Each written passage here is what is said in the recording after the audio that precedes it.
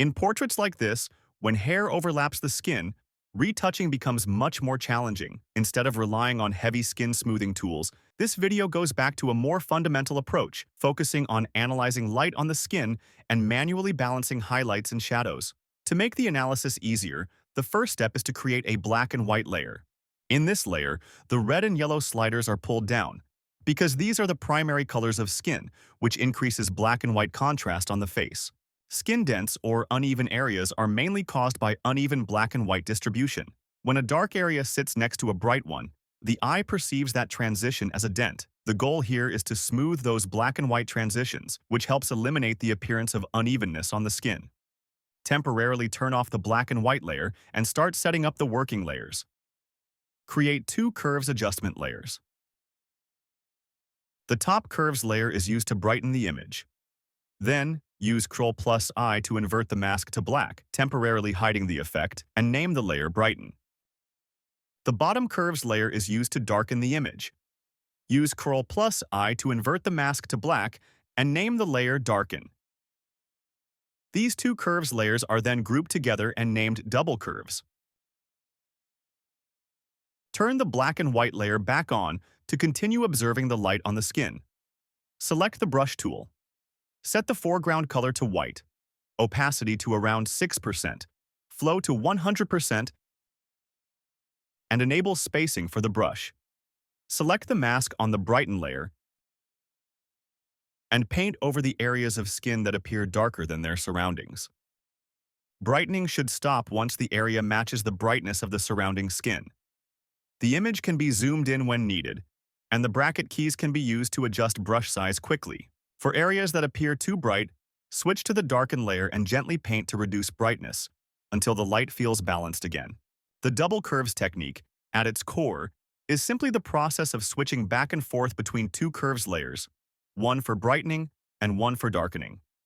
All adjustments are done on black masks, using only a white brush to precisely control where the effect is applied.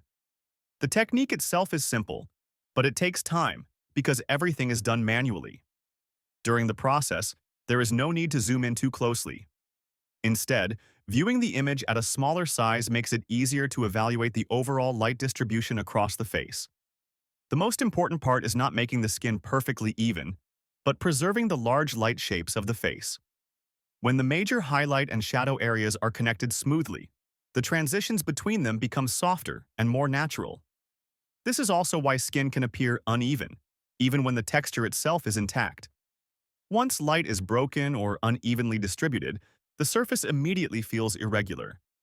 By rebalancing highlights and shadows, the skin appears more unified, without interfering with texture or fine details.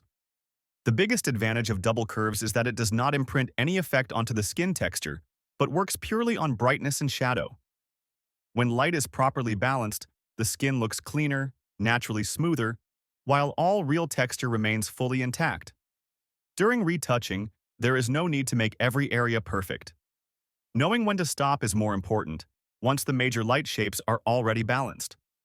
Pushing the technique too far can easily make the skin lose its natural feeling, even if texture is still present. This is the key difference between retouching based on light principles and smoothing based on visual impression. This method is not intended for high-speed workflows or large-volume editing, and it does not need to be used on every image. However, in situations that require a high level of control, especially for commercial portrait work or large-format printing, understanding and mastering the principles behind double curves allows for far more stable and reliable results. After finishing the retouch, start by checking the overall light across the face. At a wider view, the major highlight and shadow areas now feel more connected. When zooming in to check the details, the skin texture remains intact with no signs of over-retouching. Now, turn off the black and white layer to see the final result. As you can see, the light on the skin looks more stable, while the hair overlapping the face remains completely unaffected. This is the main advantage of this approach. Working with light allows for safer and more controlled retouching in difficult situations. Balancing light correctly makes the skin look cleaner without direct smoothing. Like, comment, and subscribe. It really helps the channel grow. Thanks so much for watching till the end.